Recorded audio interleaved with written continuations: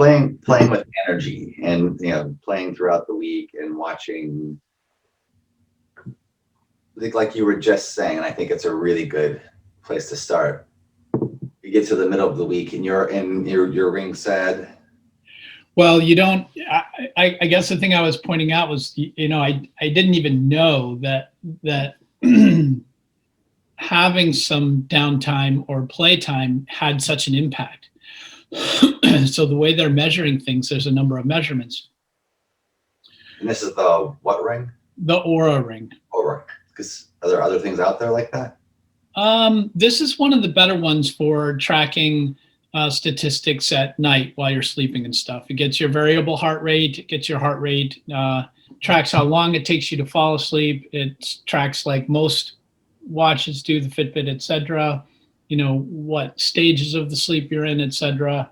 And it's doing that based on how much you move. And yours is what, giving you body temperature and pulse too? It does do body temperature, correct. Well, they have two things that they track. One is called your readiness, and the other is your sleep. And on the sleep one, they're tracking your total sleep time in bed, sleep efficiency, resting heart rate, and variable heart rate. So the sleep stages are all tracked just like anything else. The resting heart rate is tracked, which is really awesome. And then the other thing that I like is they track your variable heart rate, and that's done in the readiness side of things. So resting heart rate, HRV balance, heart rate variability, body temperature, recovery index, which is interesting. Previous night, so they track along your sleep balance, previous day activity, and activity balance. And the thing that I noticed when they said, like my readiness score would be down and they'd say, try and do something fun today. And I'm like, really? Okay. They also had another metric that was for falling asleep. And I noticed what I was doing before I went to bed. A lot of people, advise, about an hour before you're going to bed, shut down, like just relax, which is hard to do. It's hard not to pick up the phone or watch TV until the moment you go to bed or something. Or like I'm using more creative in that moment. Because part of it is like you're moving out of that alpha brain wave pattern back into the beta, and then you're starting to transition towards gamma. And gamma, that transition spot is a sweet spot for creativity. So I'll be just now to get tired, and all of a sudden,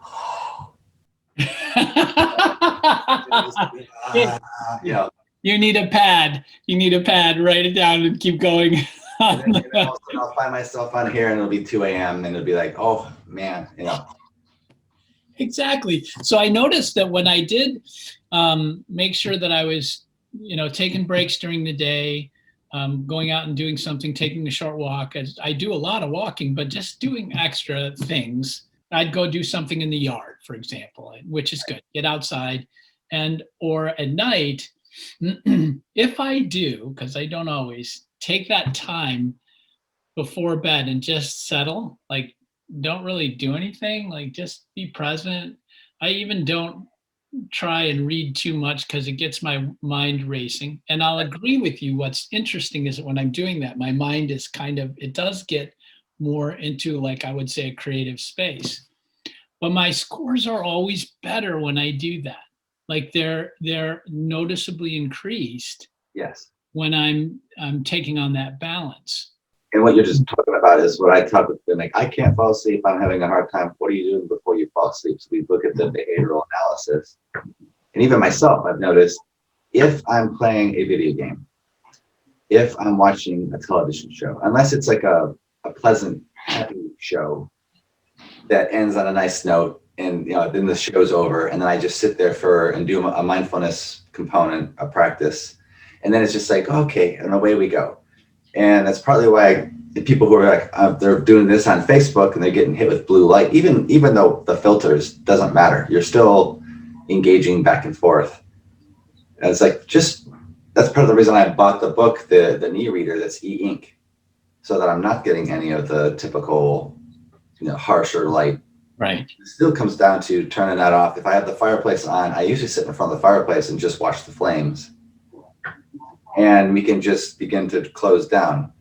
And that's part of it. But you really hit on, we go through the week. And then, as I was describing as we first started our conversation, I've noticed that I work Monday through Thursday. Work, get it all done. If I get it all done, then come the weekend, I'll have this moment of, yeah. But then Friday shot if I do the other way, because if I don't inject play, and remember, you got the 4 different domains: love, work, play, health. And so I asked myself, if I imagine that like target, like, so how am I, when I'm shooting at the range at play, like keeping some play in my everyday activities, where am I hitting? It's like outside of the target, so you got the rings, and I'm hitting out here. And I was like, nah, I gotta bring it in. And that's where I've decided to put half hour, 45 minutes of a building game, or something that's just creative and fun and light. It doesn't even have to be the game. It could be just going out for a walk. It could be talking with a colleague for a little while, although that's more social / love. It's gotta be, you gotta do something play. Now I have an extra hour or 2 of work I have to do today because I didn't get that stuff done in here. But I'm gonna lose an hour or 2 instead of the whole day. Right. And that's cool. I actually have to look into which, did you get the black steel or the what's the I got the black. I got the black one. Okay. Yeah. Those are kind of pricey for a tiny little ring. Yes, it is. It was my birthday present. I was surprised at the information that it gave me, because it really did make a difference. I can tell you that, what I'm feeling relative to my sleep and the scores that are giving me are in sync. It's not always every day I wake up and, I had an 89. I feel, 4 points better than I was yesterday. Don't get me wrong. But the kind of hints that it was giving me about what I do at night and how I structure my day a little bit, obviously with all the things you and I talk about, there's a rabbit hole you can go down with this. But it was really nice to have some real information, like when you go to sleep, how long does it take you to fall asleep? That's something that's important. You shouldn't go into bed and pass out. That's a sign of a particular disposition. A particular level of exhaustion, let's call it. So I thought it was interesting. Yes, I think it's a little pricey, but I have to say, I feel like I'm really getting something out of it. I hope that you found something valuable here, even if it was just a little bit, because one of my main goals is just trying to make your life 1% better now than it was at the beginning of this video. If you did get something useful out of this, can you do me a favor and just click the like button below? When you do that, you're giving me some very valuable feedback. And of course, as always, if you like what you saw here, please feel free to subscribe. And until the next time, may you be well.